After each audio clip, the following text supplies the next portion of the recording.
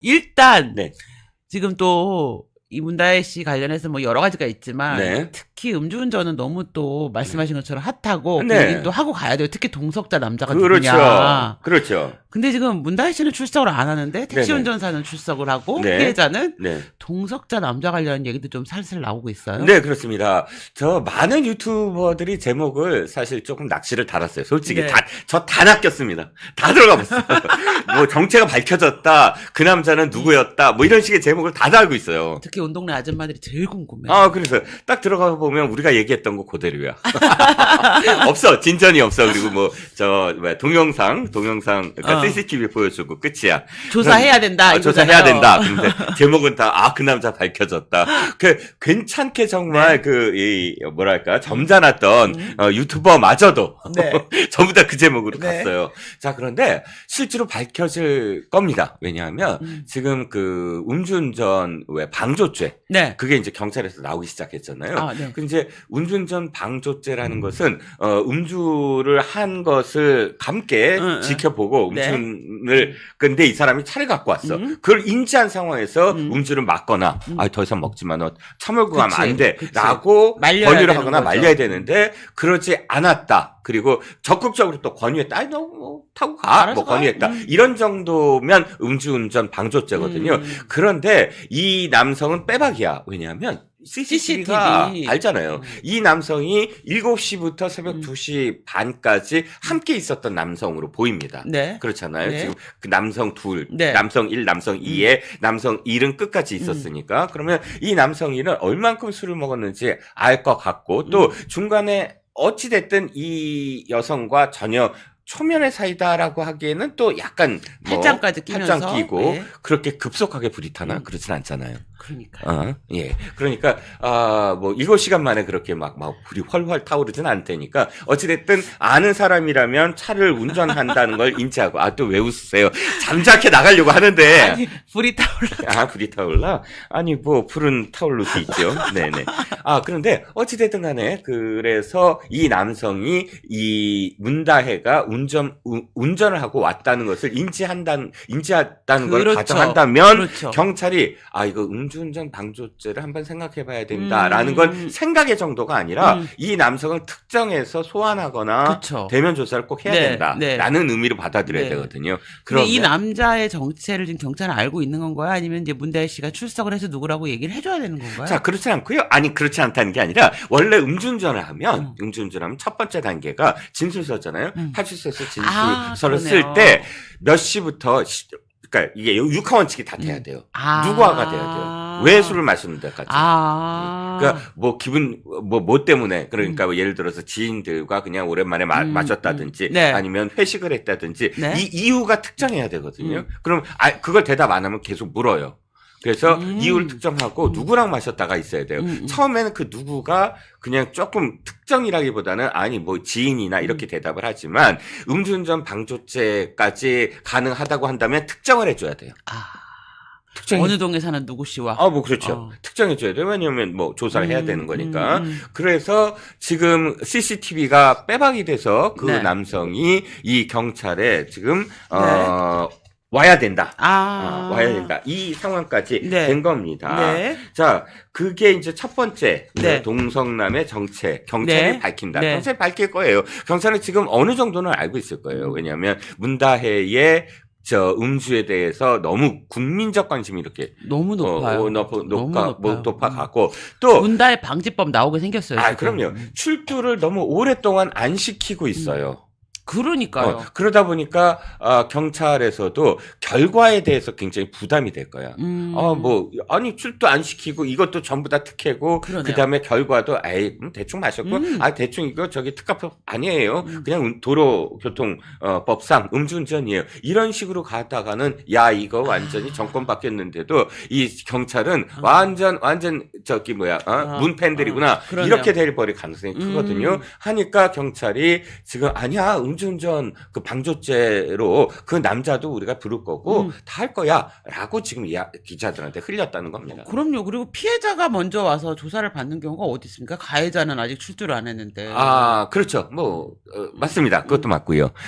그리고 피해자 말씀하셔서 지금 굉장히 중요한 문다혜의 운명은 택시기사가 잡고 그렇죠. 있다. 물론 그렇죠. 두 남자가 잡고 있어요. 이 남자.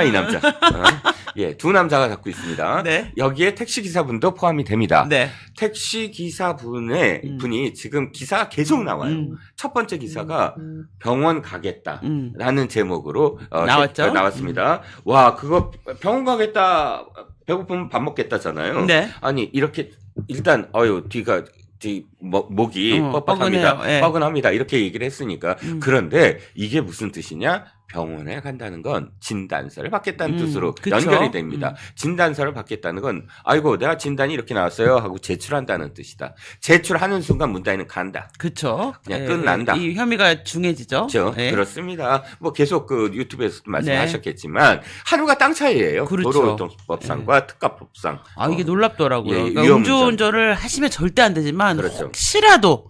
혹시라도 하시면 서 있는 그냥 주차된 사람 없는 차를 받아야 되겠더라고요. 이게 가정이죠. 이 사람 있는 차 받으면 큰일 나겠더라고요. 그렇죠. 자동차는 상해 진단 안 받으니까. 그러니까요. 예, 견적만 나오지. 그렇습니다. 그래서 어찌됐든 이게 만약에 진단서를 제출한다 그러면 몇 주가 나오잖아요. 진단서는 몇 주가 나오잖아요. 일단 2주부터 시작하죠. 아, 그렇죠. 그러니까 5년 이하 2천만 원. 입니다. 벌금은 2천만 원 이하 5년 이하입니다. 합의가 안 되면 법정 구속까지 가능합니다. 그러니까 일각에서는 이런 얘기가 나오더군요. 백지수표다. 택시 기사분한테는 지금 백지수표다. 그러네요. 그러니까 출두를 안 하는 이유도 초기에는 이렇게들 얘기를 했어요. 두 남자를 먼저 해결해야 된다. 문다혜가 한 남자의 입을 막고 한 네. 남자에게 그렇죠? 돈을 줘야 된다. 뭐 이런 거죠. 네. 예, 물론 택시기사분을 제가 폄하하거나 뭐 이런 거 아닙니다. 다치신 만큼 합의를 하셔야 됩니다. 그런데 어쨌든 진단서를 제출해도 합의가 있습니다. 합의를 하면 사실 합의를 하려는 건 뭐냐면 진단서만 제발 제출하지 말아주세요. 이게 진단서 제출 전에 그쵸? 합의예요. 그 다음에 진단서를 제출한 다음에 합의 과정은 합의를 안 하면 법정 구속이니까. 네. 그렇게 법정 구속이라도 안 당하려고 합의하는 거고. 그러니까 지금 두 번째 기사가 아이고 뭐 진단서는 필요 없다라는 식의 기사가 나오다가 세 번째 기사가 택시 기사분이 어쨌든 지금 병원에 가서 간 것까지는 맞다. 이렇게 지금 간 것까지가 아니라 가겠다까지는 맞는 거예요. 네. 그러니까 진단서 여부는 아직 확인이 안 되는 상황. 병원에 가셔야 되죠. 네, 무조건. 교통사고는 후유증이 만만치 않기 때문에 그렇죠. 꼭 오늘 병원에 아프지. 가셔야 됩니다. 오늘 안 아프더라도 한 달 후에도 아플 수 있습니다. 그럼요. 예. 그래서 그 합의할 때도 보면은 지금은 괜찮지만 내가 내년에 후년에 후유증이 나올 수도 있기 때문에 그것까지 고려해서 합의를 하잖아요. 그럼요. 꼭 반드시 택시기사분 병원 가시라고 우리 진단서 제출하시기를 말씀을 드리고요. 네네. 근데 이제 또 두 남자가 또 있어요. 네네. 지금 문다혜님이 네네. 아버지 문재인과 남편 서씨 또 이 두 남자의 또 운명이 또 걸려 있어요. 이분한테. 맞습니다. 예. 남성들이 참 무슨 수라 그러죠? 그러면 왜 무속인한테 가서 뭐 재수가 무슨 재수다 무슨 재수다. 도화살? 뭐 도화살인가요?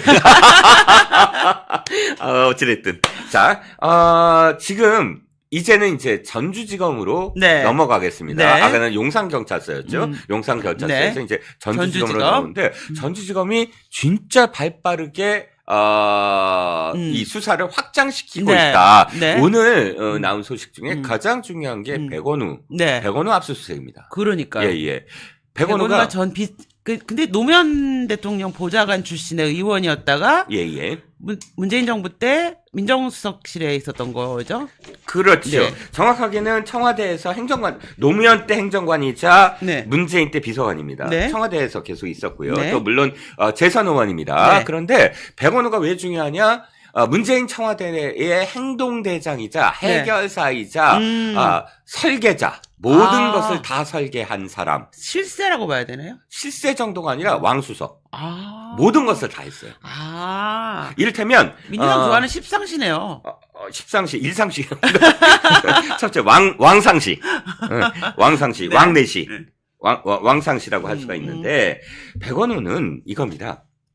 자, 처음부터 이상했어요. 왜 이상했느냐? 원래 재선 의원이잖아요. 그런데 비서관은 1급입니다. 1급에 불과해요. 그런데 그 위에 이제 수석이 차관이고 뭐 이렇게 해서 장관도 아니고 차관도 아니고 1급에 지금 그 차관보 정도, 차관보급의 네. 지금 비서관으로 간 거예요. 그러니까요. 그럼 격을 완전히 낮췄잖아요. 원래 수석 정도를 해야 되는 사람이죠. 해야죠. 당연히 네. 수석을 해야죠. 그런데 수석도 안 하고 갔다? 이거는 아까 말씀드린 걸 완수하고자 하는 게 컸다는 거예요. 어떻게 완수한다? 첫 번째는 뭐냐면 노무현의 복수. 네. 노무현의 복수가 이 사람은 이렇게 생각을 했어요. 그러니까 와갖고 전 정권, 그러니까 보수 정권을 전부 다 때려잡자. 이게 이 사람의 복수예요. 그래서 이게 기억나시겠지만 이명박 어디다 대고 왔어 하고 그 연결식 때 고함 지정자가 이 백원우입니다. 대통령한테 노무현 연결식 때. 네. 그런데 자, 이 백원우가 청와대 비서관으로 가서 뭐를 했느냐? 첫 번째로 한 게 전 부처, 내각에 전부 다 지시를 내려요. 비서관 주제에 지시를 내려갖고 모든 내각의 부처에 적폐청산 태스크포스 팀을 만들어라. 이게 뭐야? 내가 이제 한번 칼춤을 추겠다. 완전히 자기가 그렇게 한 거고요. 주군의 복수를 내가 여기서 진짜 이제 완수하겠다 이런 거네요. 그게 이제 두 단계를 내린 첫 번째 이유고, 두 번째는 뭐냐면 이 사람이 이제 그 아까도 말씀드렸지만 노무현과 문재인의 동시에 민정실에 있었던 사람이에요. 자, 그럼 이쪽 민정실에 들어와서 두 번째는 뭐냐면 문재인을 완전히 보호하고 문재인 일가의 소원 수리 담당. 소원을 말해봐. 내가 다 들어줄 거야. 진이. 자, 진이에요. 자, 문재인이 어떤 소원을 얘기했죠? 우리 내 30년 지기. 울산시장. 친구를 어떻게 좀 당선시키는 걸 보고 싶다. 흑흑. 백원우? 알겠습니다. 하고, 뭐를 하느냐? 이 백원우는, 돌격대 별동팀을 만들어요. 별동팀이 삼청동에 그 건물이 있어요. 원래 그 삼청동 건물에 아예 따로 자기네들이 검찰 수사관 등을 불러서 팀을 만들어요. 별동대. 원래 이게 있습니다. 민정수석실은 민정비서관실, 반부패 비서관실, 공직기강 비서관실 이렇게 세 개가 있는데 이 사람은 원래 민정비서관실 소속이에요. 근데 여기에 원래 민심팀, 친척팀이 있는데 별동팀을 만들어갖고 나머지 공직기강 비서관이 할 일이나 반부패 비서관이 할 일을 다 해. 어떤 그렇구나. 거? 공직감찰 첩보 수집. 그래갖고 뭐를 해? 지금 김기현의 비리라는 걸 만들어요. 그래갖고 그거를 완전히 제보했던 듯이 거의 만들어버려갖고. 비리 공장이군요. 그렇지. 거의. 이거를 울산 경찰서에 수사를 지시. 그걸 누가 해? 백원우가 해요. 뭘 갖고? 별동팀을 갖고. 이 별동팀이 어마어마하게 이 모든 걸 다 해. 그러면 약간 조작 수사를 이 백원우를 중심으로 많이 만들어냈겠네요. 그렇죠. 자, 그럼 다시 그 문재인의 소원은 그렇게 들어주잖아요. 문다의 소원도 들어주잖아요. 문다의 소원 뭐야? 타이스타제. 자, 이 백원우를 이번에 압수수색한 건 뭐냐면 신우석이 고리예요. 신우석이 민정비서실의 친인척팀이잖아요. 그럼 민정비서관실의 친인척팀에 원래 선임행정관이 있어야 돼요. 근데 선임행정관을 뛰어넘고 그러네요. 백원우한테 직보를 한다고 했다고. 그때 뭐냐면 검찰이 그걸 잡고 이 별동대 팀에 있었구나. 그렇죠. 신우석을 누가? 신우석 씨. 아니 별동대는 직계야. 누구 직계? 백원우의? 백원우의 직계예요. 직계고 얘는 공식 라인, 공식 친인척팀. 별동팀은 아예 숨어서 하는 직계들이고 이 친인척팀 원래 친인척팀이에요. 그러니까 원래 오픈된 사람들. 행정관이지. 이 행정관이 직보를 그러니까 백원우한테 직보했니?라고 신우석한테 물어봐요. 그러니까 그 물어본 게 기사에 나왔어요.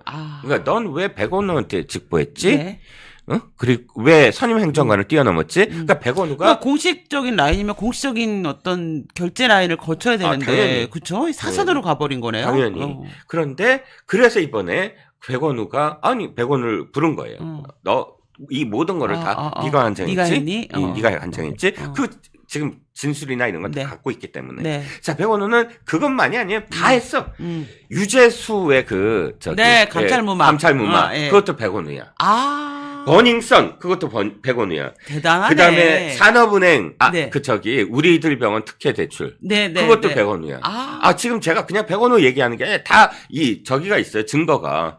윤규근이라고 아시죠? 네네. 윤규근의 녹취록에 경찰 예. 총경 주제 총경. 검찰총장이라는 말을 붙은 그쵸. 자, 이 사람이 윤규근이 뭐냐 하면 녹취록이 있는데 네. 당시에 산업은행 대출과 관련한 자기 말 중에 백원우 얘기가 나와요.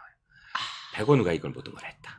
놀랍군요. 그렇죠. 이렇게 백원우가 안 낀 데가 없어. 제가 대단하네. 알기에는 이런 것도 있어요. 우리들 병원 말씀을 드리길래 하나만 더 하면 우리들 병원의 이상호랑 그 다음에 이상호 전 부인인 김수경이 그때 당시에 뭐 온갖 거를 다 벌려요. 뭐 네. 창업 투자도 네. 하고 뭐도 네. 다 하는데 그 중에 하나가 노빠 할머니, 할머니 죄송합니다. 할머니라고 표현해서 어쨌든 노빠 네. 여성하고 드신. 나이 드신 여성하고 여성이 투자해서 카페 큰 청담도에 무슨 카페를 만들어요. 근데 이게 서로 분쟁이 일어. 그래갖고 뭐 이 저기 뭐야 이 카페가 잘 됐나 보네. 노빠 여성이 아줌마가. 화가 나갖고 그 당시에 어쨌든 이 분쟁이 청와대까지 튀어.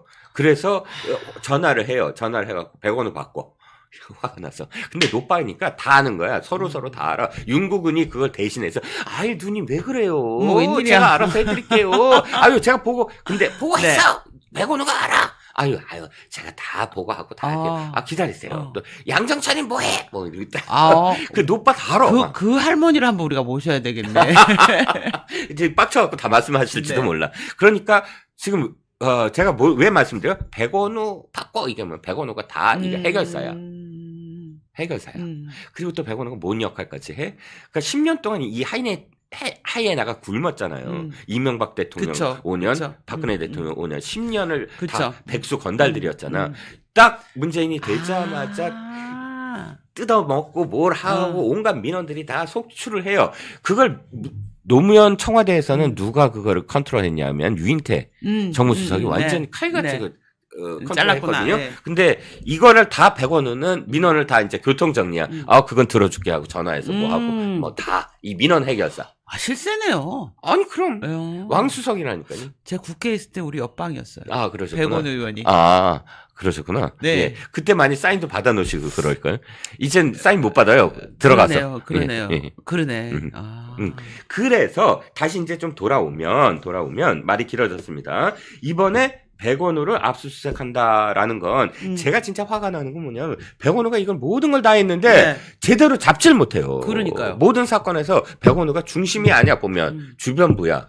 그러니까 울산시장도 왜 이진석 그 비서관 하나 집어넣고 끝났잖아요. 그렇죠. 뭐 어느 때든 이름 다 들어가나 어느 때든 요리조리 그냥 가볍게 그냥 넘어가는 어떤 상황이거든요. 근데 이제 드디어 본진으로 들어가는군요. 왜 본진이냐? 모든 사건에서 문재인까지 못 갔다는 거야. 그러네. 근데 이번 사건은 뭐야? 문재인이 들어갈 수밖에 없는 사건이에요. 그러네요. 핵심이 문재인이니까. 건. 그러니까 백원우가 어떤 태도를 취하느냐가 지금 가장 중요한 그런 상황이 돼버렸다는 겁니다. 그러네요. 네네. 그러면 이게 타이스타젯에 대해서 네네. 좀 이제 꼬리 자르기가 아니고 이번에는 조금 깊이 들어가서 들어가죠. 본질로 들어가겠네요. 왜냐하면 그 백원우하고 이상직이하고 절친이야. 아주 가까워요. 그렇구나. 어떤 인연이 있어요? 문재인 캠프에 동행 캠프라고 했죠. 그때 당시에 동행 캠프에 조직 속에 있었어. 조직 쪽 담당 둘 다. 지금 포괄적인 의미로 백원우가 총괄했어요. 네. 조직 부본부장이지만 조직적을 완전히 총괄했고 그 중에 하나가 직능이거든요. 직능 부분의 부본부장이 이상직이었어. 그러면 같은 팀이야. 그러네요. 같은 팀으로 활동을 한 거예요. 근데 왜 이재명 뒤에 요즘 더민주혁 신회 있잖아요. 네네. 제가 보기엔 얘네도 십상시잖아요. 거의. 네네, 사실 그렇죠. 공식 라인은 없지만 그럼요. 모든 걸 좌지우지하고 의원들 협박하잖아요. 그럼요. 근데 이게 백원우가 했던 그 특공대가 더민주혁 신회 같은 그런 역할을 했었을까요? 조금 성격은 다른데 왜냐면 백원우는 완전히 당이랑 상관없어요. 그러네. 권력 속 대통령만. 완전히 권력 속에서 그러네요, 대통령을 그러네요. 옹호하고 그러네요. 이게 뭐냐면 노무현도 사실 그 권양숙 등 또 권양숙과 누구야 노건평 뭐 또 노정현 사실은 그 박영찬한테 돈 받고 뭐 그러네요. 하고 이런 상황에서 사실 그게 검찰에 드러났잖아요. 네. 백원우의 역할은 그거 완전히 차단하는 역할이에요. 계속 숨기고 그런 솔직히 얘기하면 이 인간들이 내가 진짜 말이 안 되는 게 아니 그 반면교사 위에 그 반면교사는 그런 짓을 안 하면 돼. 그렇죠. 돈도 안 받고 그렇죠. 그다음에 그런 부정부패를 하지 않고 그렇죠. 이런 청탁하지 않고 사위라고 봐주지 않고 이래야 되는 건데 거꾸로 이거는 더해. 그러네. 온갖 거를 완전히 하면서 적폐라고 전 정권을 휘어잡아서 내가 보기에는 이거야. 이 자들은 진짜로 누구야 이해찬 말처럼 한 100년 할 줄 알았나 봐요. 사실은 맞아요. 이거 한 거 보면 저기야 꺼리낌 없이 해요. 맞아요. 꺼리낌 없이 했어. 그러면 사실 두렵지 않았을까? 자기네는 그를 똑같은 이유로 위를 다 쳐내는데 그렇죠. 같은 거를 하면서 두려워하지 않는. 그러니까 보통 정상적인 사람들은 범죄 행위를 하다 걸리면은 네. 다음에는 그렇게 하지 말아야 되겠다고 생각을 하는데 그렇죠. 지금 이 백원우 비서관은 네. 범죄하다가 옛날에 걸려서 안 좋은 일이 있었으니까 이번에는 더 치밀하게 잘 숨겨갖고 내가 잘 컨트롤을 해야 되겠다라고 하는 네네. 더 조직적인 상태로 바뀌는 그렇죠. 유전자네요, 이 정도면. 그럼요. 병이지 병. 그러니까요. 예, 병입니다. 그러니까요. 근데 이게 보니까 네. 그래서 보니까 이번에 보니까 제가 그러니까 이스타 항공에 있는 네. 파일럿을 알아요. 음. 같이 이제 술 한잔 하면서 얘기를 하다 보니까 남자의 로망은 사실 스튜어디스인데 아, 여자의 로망은 파일럿 키도 아닙니까? 크세요. 그럼 저랑 동갑인데 예. 이분이 노조를 하신 거예요. 그 당시에. 네, 이 당시에. 그래서 그 그렇구나. 제보한 거 있잖아요. 네네. 왜 이분이 하신 제보하셨구나. 예, 그 팀이더라고요. 네. 근데 그 얘기 하시더라고요. 만약에 정권이 안 바뀌었으면 이스타 항공은 아마 평양 왔다 갔다 하고 있었을 거다. 평양 전세기? 예. 평양을 취향했다, 완전히. 우리는 아마 정권 안 바뀌었으면 지금 나는 평양이나 왔다 갔다 하고 있겠죠. 이런 얘기를 하셨는데, 그 얘기 진짜 떴어요. 그러게 말입니다. 전세기더라고요, 이게. 그러게 말입니다. 자, 보니까 그 통일예술단, 그러니까 네. 통일을, 평화 통일 이렇게 운운하면서 우리나라의 네. 이제 예술단을 전세기로 보내잖아요. 네. 그런데 타이스타 제시였습니다. 이번에, 그래서 누구를 불러? 조명균 네. 통일부 장관을 부릅니다. 통일부 장관을 부른 순간 무슨 생각이 들었느냐 하면, 야, 이거 문다혜를 위해서 완전히 당정청이, 그러네. 당정청이 모두 다 동원이 됐구나. 그러네. 이제 내각이 이제 등장을 합니다. 야. 청와대는 이미 전 부처가 다 네. 반영이 돼 있어요. 네. 이제 내각으로 갑니다. 국토부는 당연히 이제 아. 연루가 됐었으니까 우리가 총 이렇게 안 붙였는데 이제 통일부까지입니다. 국토부는 아시다시피 서창호가 딱 입사한 다음부터 중국이라든지 싱가포르 쪽에 막 그 취향 노선을 주잖아요. 그렇죠. 그런데 10개가 넘던데요? 그렇죠. 그리고 이제 통일부까지 나서서 이스타젯을 전 세계로 띄워줍니다. 네. 선정을 시켜줘요. 이게 무슨 의미냐면 이겁니다. 자, 전 세계로 간다? 그게 돈이 그렇게 많이 되진 않을 그쵸. 거예요. 물론 그쵸. 돈 되긴 하지만. 그러나, 국적 항공사는 아님에도 불구하고 우리를 대표하는 항공사가 됩니다. 그렇죠. 홍보. 그러니까, 이스타젯이 평양에 갔습니다. 그러네. 이런 광고들을 할 거예요, 이제 그럼요. 이스타젯은. 그러면서 이 국내 광고나 국외 광고에서 굉장히 선전 효과를 누릴 겁니다. 그런데, 그러네요. 이스타젯, 할 수 있어. 좋아. 100번 양보해서, 맨날 대한항공만 가라는 법도 없고, 맨날 아시아나항공만 가라는 법도 없고, 대형 항공사 국적선이라고 하더라도, 우리가, 이렇게 여러 개의 항공사를 갖고 있는 그런 나라야, 라고 보여주고 싶다? 거기까지 이해합시다. 그리고 평양까지 거리가 짧으니까 그 거리가 길지 않으니까 물론 이렇게 넘어가지 않고 이렇게 돌아갔겠지만 그럼에도 불구하고 1시간이나 걸렸겠습니까? 그러니까 이게 중저가 항공사가 갈 만한 거리야. 중저가 항공사가 무슨 알래스카 이런 데는 안 가잖아요. 그렇지. 예. 비행기도 작고. 그러니까 그래. 거기까지도 양보해. 그렇다면 선정하는 데 있어서 완전히 투명해야 돼요. 청와대는. 그렇죠. 그렇죠? 공개 입찰을 해야죠. 공개 입찰을 해야죠. 공개 입찰 안 하고 수의해? 그럼 큰일 나죠? 그러면 공개 입찰을 하더라도, 여러 가지의 어떤 조건들이 있잖아요. 네. 그런데, 아무리 생각해도 타이스타젯은 어떤 조건인지는 모르겠지만 말도 안 돼요. 왜? 첫 번째는 뭐냐면, 대단히 부도덕한 그런 항공사였습니다. 당시에 2018년도에 보냈다는 거 아니에요? 네, 맞습니다. 2018년도에 보냈으면 이미 그 전부터 타이스타젯은 일단 뭐 때문에 크게 문제가 돼? 그때 자녀에게 편법으로 증여. 편법으로 이 이스타젯의 대주주로 만들어 버려요. 네, 그러네요. 이거 민주당이 가장 싫어하는 갑질이에요. 그렇죠, 그렇죠. 근데 제일 많이 하죠. 뭐 이를테면 전 부인 이상직의 전 부인의 골프 코치에게 돈을 주려고 직원 임명해서 월급으로 돈을 줘. 이런 식의 불법 비서관한테 수영 배운 분이랑 또 생각이 나네요. 그렇죠. 자, 그리고 또 노조 임금체불. 그러네요.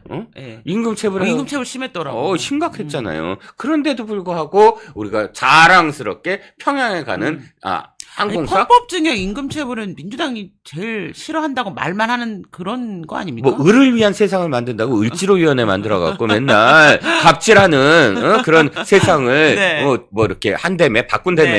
그럼 이상직부터 바꿨어야지. 그렇죠.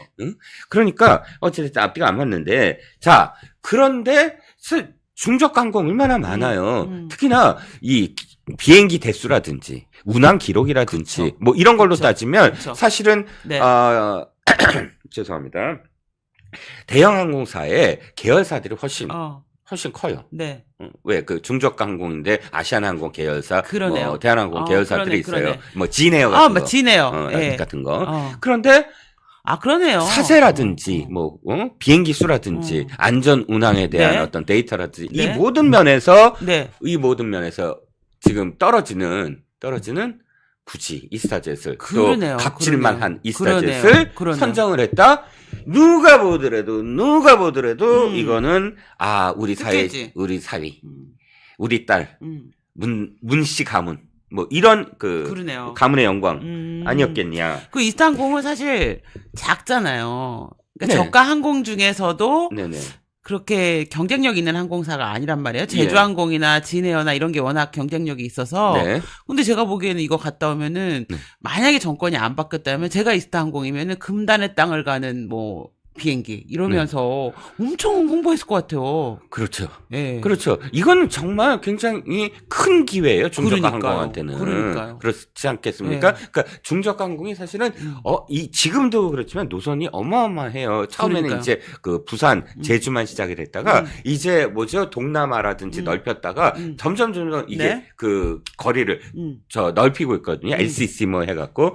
그러니까 이게 이 사세를 점점 키우려면 뭔가 업적이 있어야 되고 브랜드가 있어야 되는데 엄청난 브랜드를 주려고 한 것이죠. 네. 그러네요. 그래서 이게 지금 드러난 데다가 지금 이제 탈세 제보 또 국세청까지만 갑시다.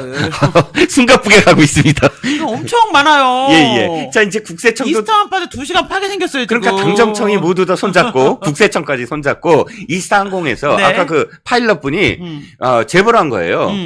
국세청에 야 이거 지금 횡령 배임이다. 근데 2021년도에 문제입니다. 뭐라고 문제요? 이거 구체적 증빙이 없어요. 증빙 사례가 없어요. 그리고 몇 년을 문제요 지금 2년 이상 뭉개버렸어요. 국세청이. 근데 정권 바뀌고 하니까 국세청이 입장을 바꿉니다. 그렇죠? 야 이거 탈세를 입증한 증거네. 영혼이 없어도 이렇게 없을 수가 있다. 어쨌든 그때 국세청이 왜 뭉갰겠습니까? 문재인의 사위였기 그러니까요. 때문에. 사위를 도와줬던 기업이기 때문에. 그래서 지금 이 탈세 제보도 2년간 뭉갰죠? 네. 그런 상태에서 그러니까 지금 이게 타이스타젯 이 사위 취업은 누가 봐도 정황상으로 뭐 구체적인 수사를 안 해도 누가 봐도 이거는 부정 취업이구나 이렇게 지금 의심이 들 수밖에 없잖아요. 그렇죠. 근데 이 와중에 또 환치기까지 하셨어요. 이분이 태국 가서. 문다의 환치기가 이제 드러난 겁니다. 그러니까 경호처가 돈을 받아서 뭐 어떻게 했다라는 기사 나왔잖아요. 그런데 이제 검찰이 구체적으로 밝혔다는 겁니다. 즉 5억 1천만 원에 저기를 팔잖아요. 양평동 빌라를. 구기동 빌라를 팔죠. 구기동 빌라를 팔죠. 그래서 양평동에 주택을 사죠. 다가구 주택을 그렇죠. 사죠. 다가구 주택을 살 때 2억 몇 천만 원이 모자라잖아요. 근데 그 2억 몇 천만 원을 지금 환치기로 메워줬다는 거예요. 그러면 문다혜에게는 어떻게 해서 2억 5천만 원이 있었느냐는 거예요. 태국에서. 그러면 안 먹고 안 쓰고 학비도 내가 안 내고 운전도 내가 안 하고 그 모든 것들을 다 모아도 800 800만 원씩 받았다고 치니까 8천만 원에서 1억이 좀 안 되는 돈이잖아요. 그러니까 돈이 안 돼. 2억 5천만 원이. 보냈는데. 그렇지. 거기가 릴리 하우스라고 해서 태국에서 가장 비싼 그런 그 살았죠? 주택 중에 하나래요. 그 저기 그 사장이 놀랬잖아. 문재인 사위인지 모르고 너 어디에 저 숙소 구했니? 그랬더니 릴리 하우스요. 그랬더니 딴 데가 임마 너 그거 거기서 못 살아. 800만 원에 항공업무도 모르는 주죠. 어떻게 거기서 사냐? 라고 얘기했다가 나중에 굉장히 후회했다는 사위인 줄 알고. 뭐 그러니까 릴리 하우스든 뭐든 아무것도 다 남이 내줘야 내줘도 그 2억 5천이 안 되는데 이거를 굳이 그 환치기 아시죠? 경호처 직원이 그러니까 바트화를 환치기 하는 그 태국 내에 있는 업자한테 그 돈 바트화를 주고 그리고 그 손잡은 우리나라 국내에 있는 환치기 업자가 돈으로 그것을 그러니까 우리나라 돈으로 바꿔주는 그렇게 환치기를 했다는 겁니다. 근데 이 환치기가 전형적인 자금 세탁 자금 세탁이죠. 그렇죠. 자금 세탁을 하려고 한다면 그러니까 이렇게 지금 추정을 해요. 그 돈이 아니 분명히 돈은 있잖아요. 그렇죠. 이 돈이 그러니까 문다이로부터 출발하잖아. 문다이로도 들어오고 문다이로부터 출발하잖아요. 문다이로 출발했다는 건 그 돈이 실질적으로 있었다는 뜻이고 그럼 그 돈은 어떻게 됐을까? 어디서 나왔는지 알고 가져갔을 거다. 누가 가져가요? 태국으로. 원래 그러니까 한국에서 현금을 가져갔을 거다. 가져갔던 얘네들 현금 좋아하니까. 현금이잖아요. 다 엄마도 그렇고. 관봉거니까요. 그러니까 온갖 그 추측을 어쨌든 낳지만 태국에 가서 살겠다. 뭐 그래요. 뭐 다 정리를 했잖아요. 그러니까 일정 정도 돈이 글로 갈 수가 있고 또 그 다음에 태국으로 간 이유가 아들의 무슨 교육 땡. 그 타이스타젯 그것도 솔직히 토리 게임스나 거기가 거기지 뭐 타이스타젯을 하려면 대한항공 기왕에 뭐 불법으로 뭐 특혜를 줄 것 같았으면 뭔들 못 하겠어요. 그렇죠. 저기 대한항공 보내주에 타이스타젯 보내줘. 그리고 한국에 있는 이스타항공에 뭐 취업시켜도 되니까. 그럼 그리고 아니 넥슨 같은 회사가 있는데 굳이 무슨 토리 게임스 왜 보내? 그러네. 모든가 다 돈이야. 알고 봤더니 토리 게임스도 다 돈이야. 수백억 원이 왔다 갔다 했는데. 토리 게임스로? 아니 토리 게임스가 원래 토리 게임스가 있는데 토리 게임스한테 돈을 대준 회사가 있어요. K-런 벤처스라고. 이게 문제야. 이 K-런 벤처스가 이 토리 게임스가 사실 돈도 못 버는 회사예요. 그러니까요. 억도 안 돼, 1억도 안 돼. 그러니까 저 임금 체불도 있어. 그러니까 진짜 별 볼 일 없는 회사예요. 저도 게임 회사에서 게임 뭐 출시했나 봤더니 다 실패해. 아니 다 실패가 하나밖에 안 했지. 근데 그것도 실패해. 출시했는데 출시하자마자 망해. 그런데 뭐냐면 이 K-런 벤처스라는 회사가 돈도 대주고 사무실도 대줘요. 그런데 이 K-런 벤처스가 알고 봤더니 그 돈을 대주는 회사인데도 불구하고 그런데 이 회사가 2년도 안 되는 회사야. 그런데 갑작스럽게 한국 벤처 투자라고 아시죠? 한국 벤처 투자가 진흥원, 지금 그 중소기업 진흥공단의 산하 이게 원래 그 빵빵한 혈세로 만들어진 펀드로 그렇죠. 돈을 이렇게 그 지원해 주는 곳인데 여기서 일자리 뭐 무슨 투자 펀드라고 그래서 그것을 이제 그 집행하는 운영 기관으로 선정이 돼요. 편법으로 그것도 불법적으로. 그런데 그거를 선정해 준 사람이 주형철이야. 주형철이라는 사람이 거기 한국 벤처투자 사장이거든요.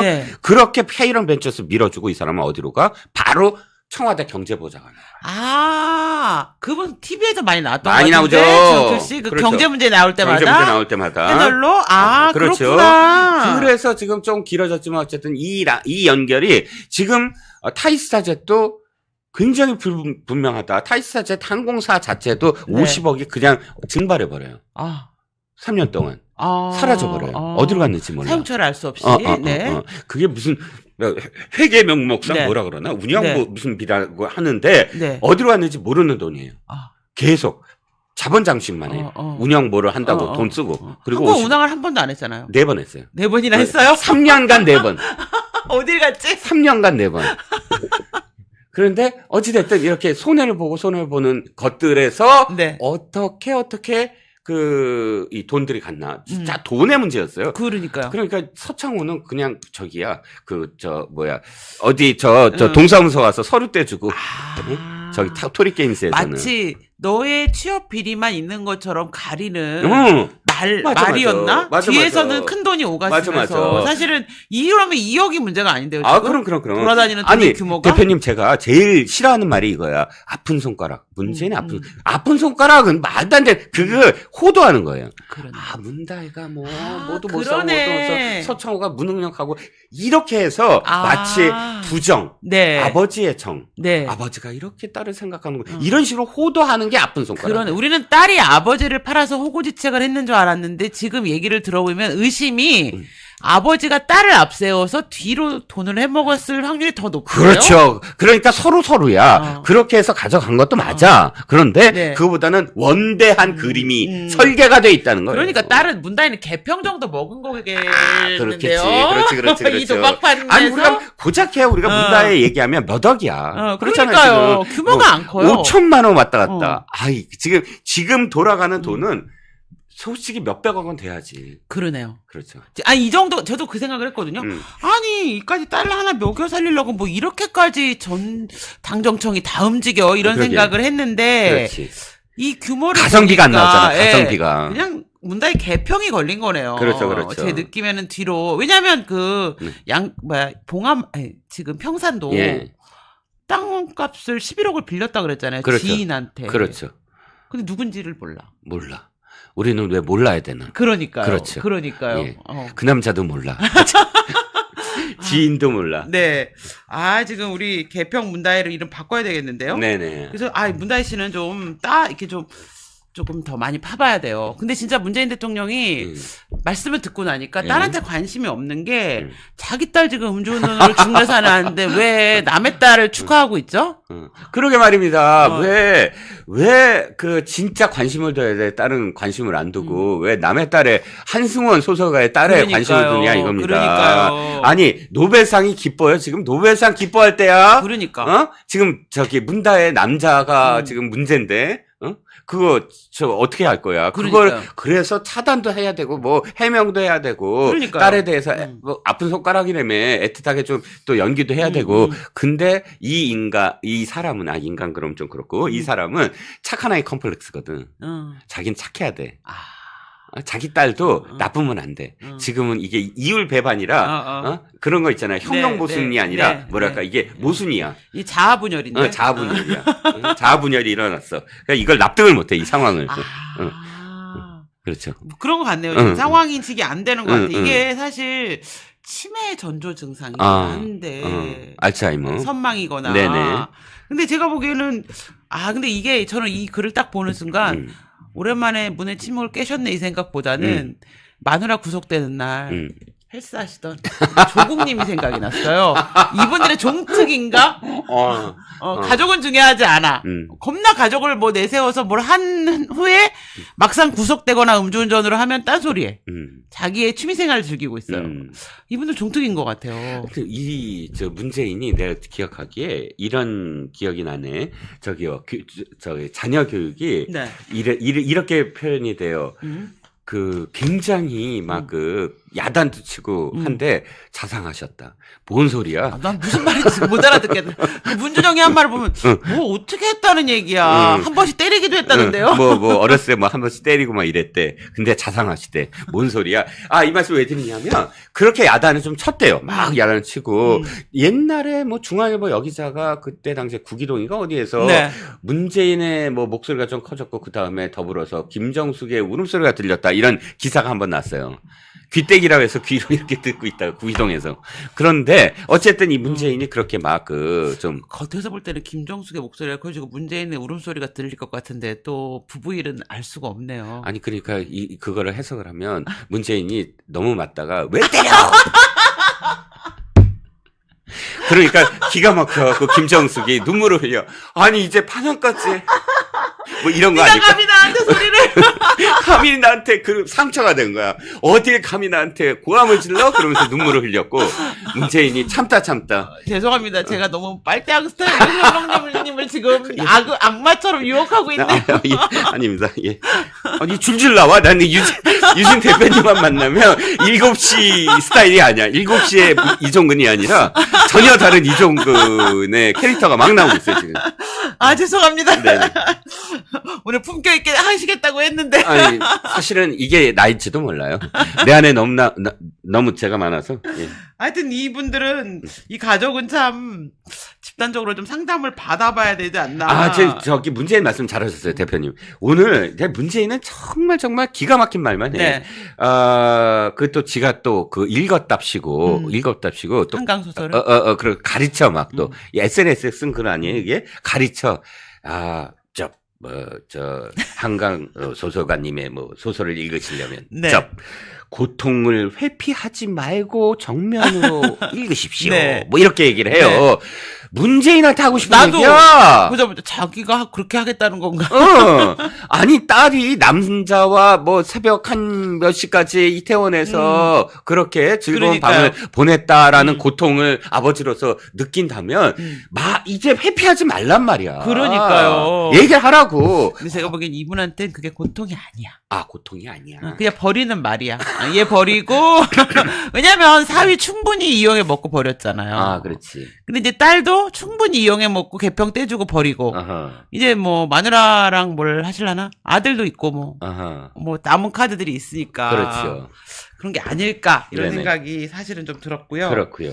야, 이분이 요즘 진짜 그 유튜버들한테 일용할 양식을 매일같이 던져주시네요. 바로 문다혜 얘기입니다.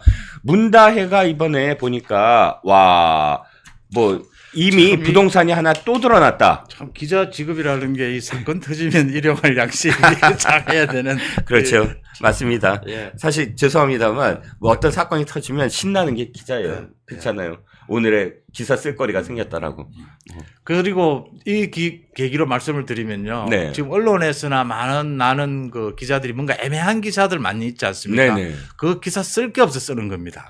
그런 기사는 휘둘리지 마시고 아예 네네. 안 보시는 게 좋습니다. 네, 맞습니다. 때거리가 없어갖고 네. 억지로 쓰는 기사들 가짜 많죠. 뉴스는 아예 말할 필요도 없고요. 그렇습니다. 자, 오늘 시사저널이 단독 기사로 문다혜의 부동산을 샅샅이 지금 해부를 했더라고요. 그러니까 이 문다혜가 대출 없이 낸 전세금이 4억 8천만 원, 부동산 총 지출액이 11억 8천만 원인데 그 중에서 그야말로 알 수 없는 이 사람이 어떤 진짜 생활인으로서 꼬박꼬박 월급 받은 사람도 아니고 그렇다고 해서 주식이 있었거나 또는 부동산 유산이 있었거나 그렇지 않은데도 불구하고 눈먼 돈. 그 도대체 자금 출처를 알 수 없는 돈으로 어떻게 이렇게 부동산을 늘릴 수가 사고 팔고 하면서 더군다나 임대사업자가 될 수가 있느냐라는 걸 지금 시사저널이 단독을 했네요.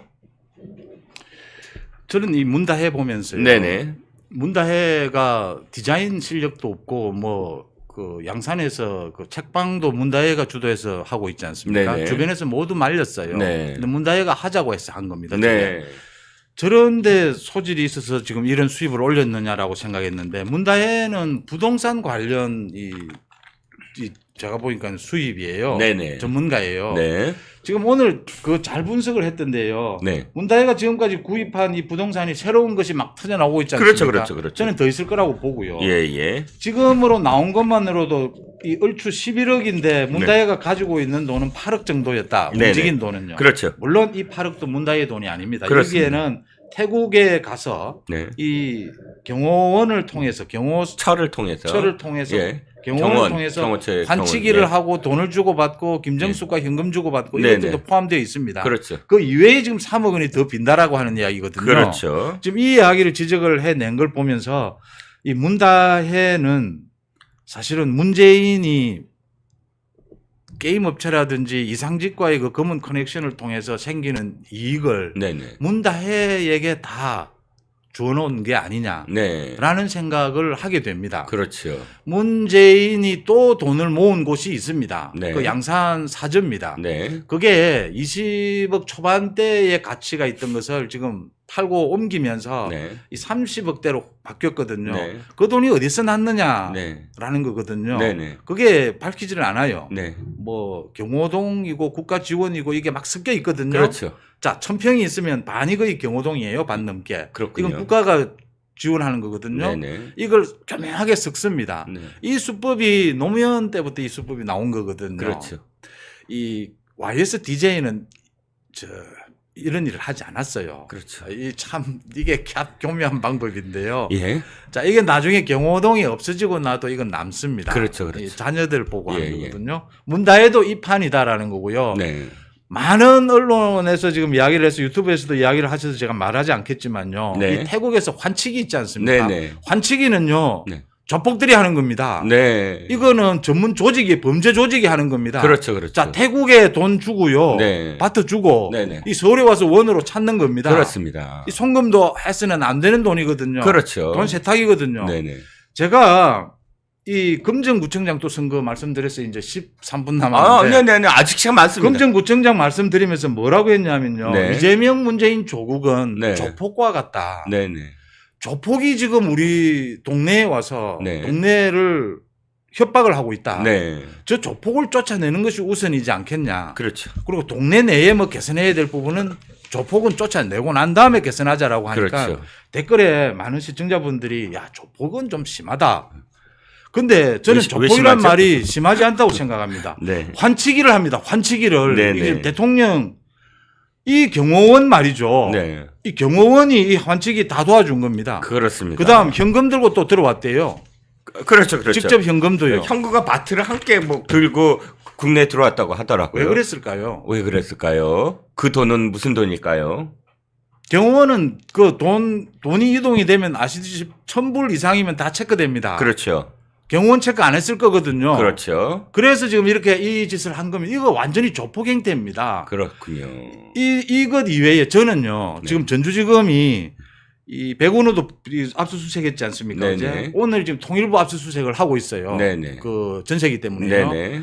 저는 전주지검이 거듭 말씀드리지만 네네. 이 지금 이 상당히 웃으면서 보고 있을 거예요. 네네. 이 문재인과 문다혜가 움직이는 걸요. 그렇죠. 이것보다 훨씬 어마어마한 양의 자료를 이미 분석을 다 끝내고 보고 있는 겁니다. 네네. 지금 이 백원우를 압수수색했다라고 하는 것은요. 네네. 이 당시에 청와대에서 그 6급 행정관이 다 한 것처럼 나오고 있는데 네. 6급 행정관이 찰 때 다 못합니다. 네. 그러니까 문 대통령이 6급 행정관 불려서 지시할 수는 없어요. 그렇군요. 자, 조국을 부르겠습니까? 임종석을 부르겠습니까? 조국 임종석은 이런 내용, 이런 작업을 하기에 소위 선수들이 아닙니다. 그렇습니다. 이 선수는 백원우입니다. 그렇죠. 핵심이에요. 네네. 자, 백원우가 안 걸리는 게 있었습니까? 없었습니다. 청와대에서 문재인 청와대에서 비리가 저질러지면 전부 그 중심에 백원우가 있었습니다. 네네. 송철호 건, 유재수 감찰 무마 건 그렇죠. 모두 백원우가 한 겁니다. 그렇죠. 우리들 병원 하나은행 대출까지. 전부 다 그렇습니다. 네네. 대출까지. 이까지 와 있습니다. 지금. 그렇습니다.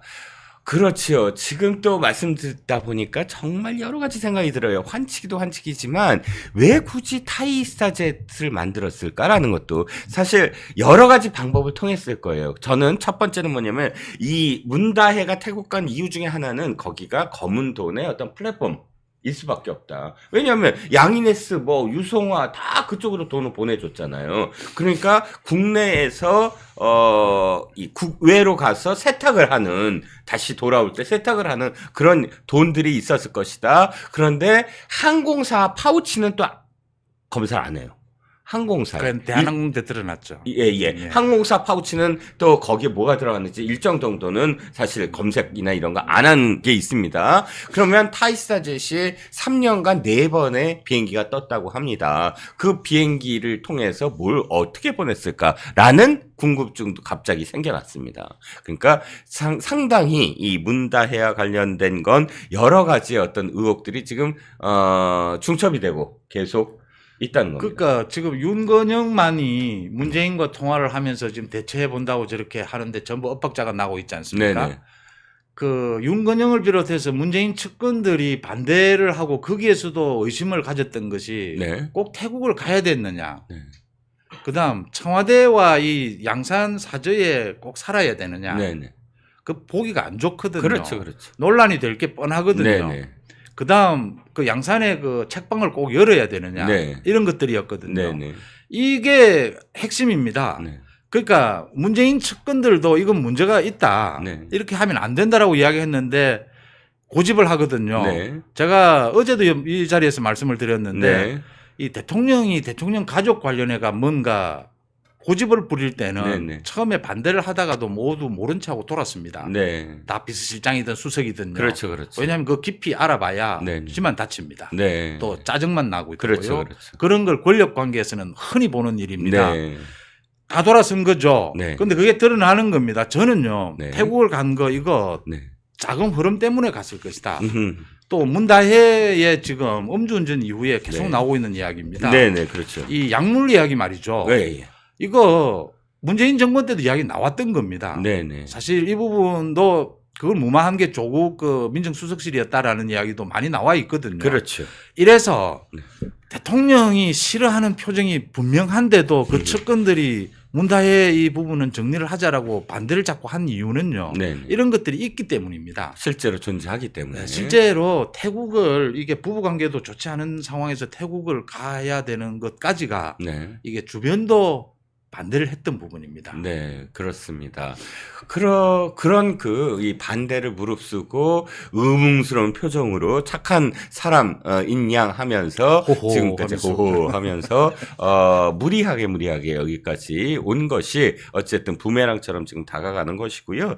저는 또 이런 생각을 해봐요. 문다혜 숙박용 건물이 또 있다라고 이야기하는 기사가 나오는 걸 또 보니까 문다혜는 정말 전문적인 어떤 부동산 임대업을 했던 사람 같이 보여요. 그러니까 이 숙박업용 건물이 오피스텔인데 오피스텔은 원래 에어비앤비 하면 안 된다며요. 그런데도 불법적으로 했다는 거예요. 이 사람은 준법 정신이 제로야. 마이너스 한 300이야. 보니까 모든 걸 다 불법이야. 그런데 이 얘기를 왜 하냐면 갑자기 뭐가 떠올랐어요. 문재인이 대통령 시절에 부동산 정책을 하면서 한 가지 처음에 이게 왔다 갔다 하지만 처음에 이 얘기를 해요. 부동산 임대업자들은 신고만 하면 이 다가구주택 이런 어떤 그 세금 폭탄에서 면제해주겠다. 딱 보니까 이 부동산 임대업이야 완전히 이제 문다혜는. 이 사는 시점 2021년이죠. 네. 2021년 이 에어비앤비라고 하는 그 형태가요. 네. 부동산 임대 형태가 네. 인기를 확 끌 때입니다. 네네. 이거 지금 에어비앤비식의 그 임대를 겨냥하고 산 거거든요. 그렇겠죠. 이거 연구하고 누가 이거 하라고 한 거죠. 그렇죠. 지금 그 강찬호 논설위원이 중앙일보에서 취재를 한 그 부분도 상당히 저는 맞다라고 봅니다. 그 제주도 별장 말이죠. 네네. 그것도 불법일 겁니다. 불법이겠죠. 그게 불법이 아니라면 그 농어촌 그 관리 거기에 신고를 해야 되는 거거든요. 그렇죠, 그렇죠. 그게 안 돼 있다면 그건 불법일 것이다. 네네. 이게 그러니까 이걸 신고하지 않고 이렇게 가도 큰 문제가 생기지 않는다. 네. 아마 이렇게 신고하지 않고 하는 게 들어 있을 겁니다. 네. 지금 이 부분을 파고든 거죠. 노렸던 거죠. 그렇죠. 지금 이런 형태, 이 네. 재산 형태를 보이고 있습니다. 그렇습니다. 사실 돌아보면 아까 의문스러운 게 이거예요.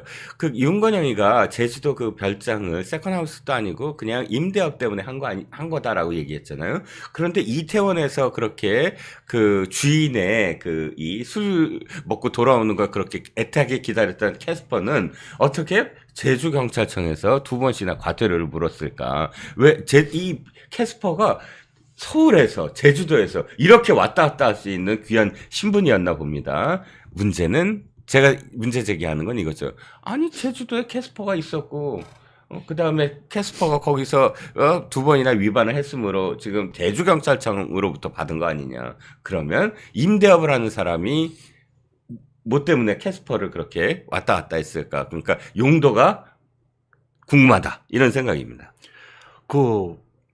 자기 집이 아니고 사는 집이 아니고 제주도에 있으면 별장이라고 부를 수 있죠. 그렇죠. 그럼 윤문정이 노리는 건 이 사치 별장이 아니다. 사치라고 말한 사람 없습니다. 야, 그럼요. 그 10억짜리를 3억 8천에 왜 사게 됐느냐를 물었을 뿐이죠. 그렇죠. 그 10억짜리의 집이 하나 있으면 그 별장 맞잖아요. 맞습니다. 생활하는데 아니면요. 맞잖아요. 그냥 그렇게 부른 겁니다.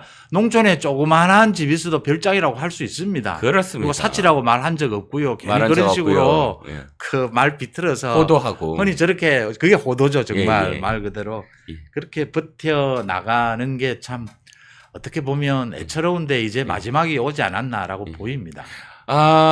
마지막이면 안 됩니다. 더 털려야 됩니다. 더 많은 것들이 밝혀져야 됩니다. 예. 자, 우리 지금 문다혜를 응원합니다. 끝까지 버티고 끝까지 막가자는 거지요. 해서 이 대목에서 이 말씀도 드릴게요. 뭐요? 용산 경찰서와 경찰청장이 국정감사장에 나와서 이 네네. 비공개 소환을 하겠다라고 했는데요. 네네. 이거 공개 소환해야 합니다. 그렇죠. 왜냐하면요. 네. 이 비공개가 원칙 맞습니다. 그런데 문다혜의 경우에는 굉장히 파렴치한 행태를 보이고 있지 않습니까? 그렇습니다. 이 음주운전 마찬가지고 사고도 냈어요. 네. 이럴 경우에는 이 신변의 위협을 느낀다라고 하는데 무슨 신변의 위협을 느낍니까? 네. 아니 용산경찰서에서 그 정도 공개 소환하면서 신변을 보호할 그 정도도 안 됩니까? 이건 공개 소환을 하는 것이 당당합니다. 이렇게 국민적인 관심이 있는 상황에서 대해서는 그렇습니다. 말씀이죠. 그 부분은 제가 짚어둡니다. 그렇습니다. 이게 무슨 지금 현재 무슨 이 중요한 뭐 그런 게 아니지 않습니까? 그렇죠. 전직 대통령의 딸까지 그런 식으로 경찰에서 소환도 지금 정하지 못하고 있어요. 그렇죠. 이건 그야말로 특혜입니다. 저는 지금 경찰이 이렇게 특혜를 계속 보이면 나중에 그 결과마저도 사실은 굉장히 질타를 받을 수가 있어요. 거봐라, 소환 안 하고 비공개로 하고 이렇게 며칠 동안 이렇게 시간도 주고 하니까 결과가 이렇게 그냥 봐주는 거 아니냐? 뭐 도로교통법 정도로 그냥 끝나는 거 아니냐? 이런 식의 비판을 받게 됩니다. 그래서 결과도 중요하지만 과정도 중요하다. 모든 사람이 법 앞에 평등하다는 걸 용산 경찰이 지금 보여줘야 된다라는 생각입니다. 많은 분들이 이 뉴스에 집중을 하셨을 거예요. 왜? 13일 동안 두문불출을 하고 두 남자를 어떻게 할 건가? 두 남자가 누구? 택시기사분과 그다음에 동석남이라고 표현되는 그 남자들을 어떻게든 뭐 예를 들어서 입을 막거나 택시기사분 제가 폄하하는 거 아닙니다. 합의 잘하셨어요. 합의하는 거예요, 그건. 그런데 어찌됐든 쟤는 이 문다의 입장에서 봤을 때 정리를 하고 출두를 한다. 이게 아마 전략이었던 것 같고 13일 만에 오늘 출두를 했습니다. 아마 저는 며칠이라도 더 늦었으면 기자들 정말 빡쳤을 거예요. 왜냐하면 기자들이 13일이나 거기서 지금 집에도 못 가고 계속 지금 대기하고 있었거든요. 그래서 금요일 18일에 금요일에 지금 출두를 했습니다.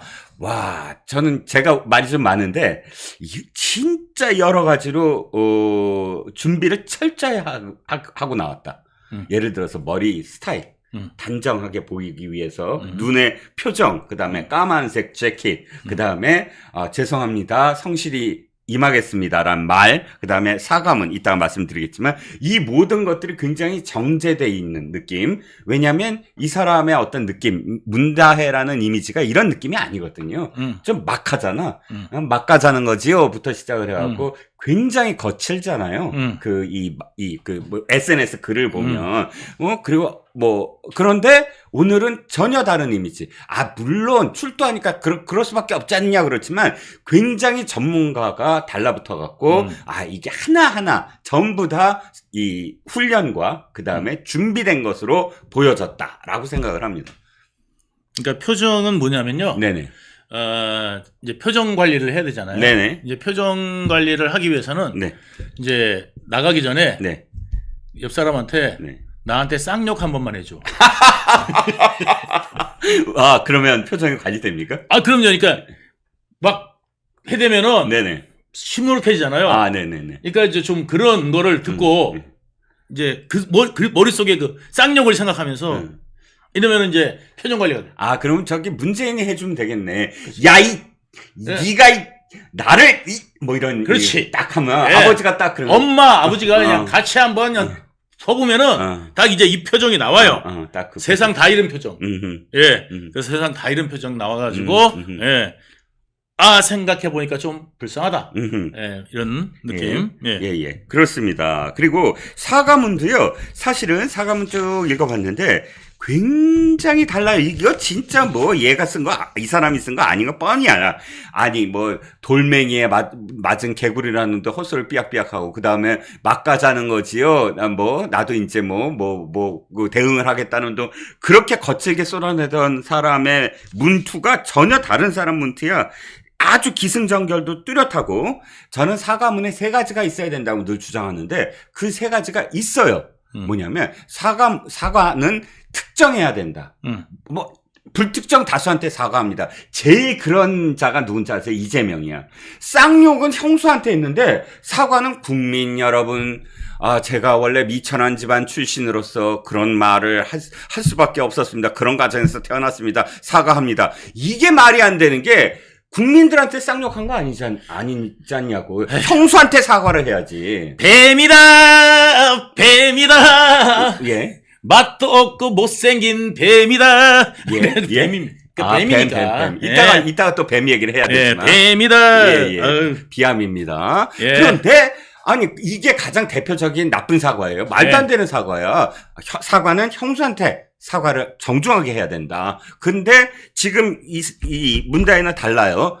기사한테 사과를 했어요. 이게 기사와 가족분 이거 맞아. 이렇게 특정인한테 제대로 사과를 해야 되는 거고, 두 번째는 내가 뭘 잘못했느냐. 근데 그거를 적시해야 되는데, 잘못한 거 얘기했어요. 술 퍼먹고 어떻게 했다. 술을 엄청 퍼먹었다. 좋아. 마지막으로 있어야 되는 게, 그러면 앞으로 뭐 어떻게 할 거냐. 그랬더니 앞으로, 성찰하면서 살겠다. 이 3가지가 기본이 돼 있어. 그럼 이거 굉장히 전문가가 쓴 거예요. 얘가 쓴 거, 이 사람이 쓴 거 아니야.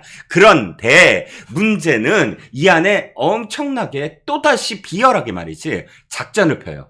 어떤 작전? 기사 얘기를 쓰면서 택시기사 얘기하면서 아이고 그 택시기사분이 기사님이 언론 취재를 받는 곤혹스러운 상황까지 겪게 되셔서 더욱 송구합니다. 하루빨리 평온을 되찾으셨으면 좋겠습니다. 아니 택시기사님들에게 언론사가 무슨 괴롭힌 적이 있냐고. 아니요. 언론사는 괴롭히는 게 아니야. 언론사의 취재는 국민의 알 권리를 위해서 밝히는 거예요. 자기 입으로 13일 동안 안 밝히니까 그 주변 관계인들한테 취재를 할 수밖에 없잖아. 그럼 자기가 밝혔어야지. 처음 만났을 때 문다혜가 어떤 상황이냐. 운전기사한테 취재하는 건 너무 당연하잖아요. 네. 그런데 그거를 돌려치기 있죠. 돌려치기로 기사분이 곤혹스러웠습니다. 언론사들이 너무 심하지요. 이게 뭐냐? 내가 지금 당하는 거야. 내가 지금 언론사에 너무 당하고 있다. 이거를 또 집어넣어요. 이런 태도 반성해서 진짜 나쁜 태도입니다.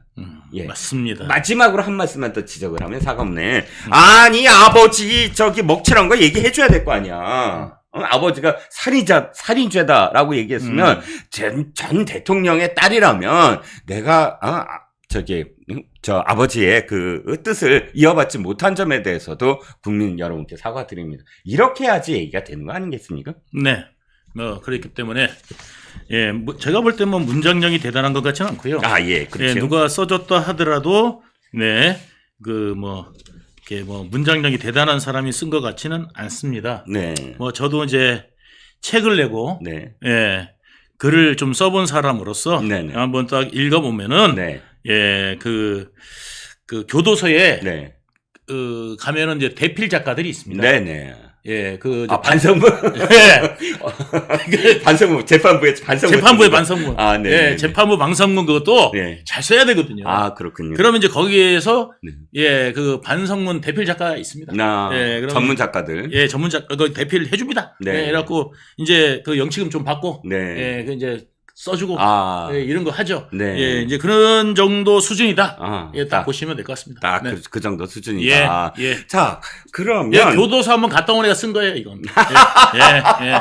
경험자는 말한다. 딱 냄새가 나, 냄새가. 자, 그런데 일단 하나씩 들여다보죠 또. 근데 이 모든 걸 정리하려고 하나 봐. 과태료 지금까지 안 냈는데 과태료를 전부 다 한 번에 다 내요. 보니까. 이것도 어쨌든, 이게 빨리 분리하니까 이거 다 정리를 해야 되겠구나라는, 생각이겠죠? 네. 보니까 캐스퍼랑 소렌토 R이나 압류가 다 해제됐습니다. 그리고 택시기사와 합의했다. 택시기사분은 합의해야 돼요. 저는 그거 욕하고 싶진 않지만, 이제 위험운전과 관련된 치상죄는 이제 적용이 안 된다. 네. 왜냐하면 합의라는 건 진단서를 내지 않는 조건으로 합의가 됐을 거예요. 네. 그렇잖아요. 진단서 내면 자기 운명이 끝나는 거니까. 네. 그러니까 뭐 그렇게 합의가 됐습니다. 뭐 사실 아쉬운 부분은 있지만 그러니까 지은 죄에 합당하게 처벌을 받아야 되지만 어찌됐든 뭐 택시기사분의 선택이야 뭐 저희가 관여할 바가 아니고 네. 또 드는 생각은 뭐냐면 본부장님. 저는 이제 이 문다혜가 드디어 이제 정치 특히 그러니까 민주당의 국회의원이 될 자격에 첫 번째는 들어갔어. 음주운전. 네. 근데 조금 더 노력해야 되잖아요. 음주운전 하나 갖고 이 민주당의 그 공천 받을 수는 없잖아. 그러니까 뭐 위증교사라. 위증교사. 뭐 위증교사 등등이 좀 필요하고요. 그렇죠. 그 다음에 이제 그 면접 볼 때, 네. 예, 면접을 봐가지고 이제 하려고 그러면 철판 깔기, 뭐 이런 것 좀 해야 되고요.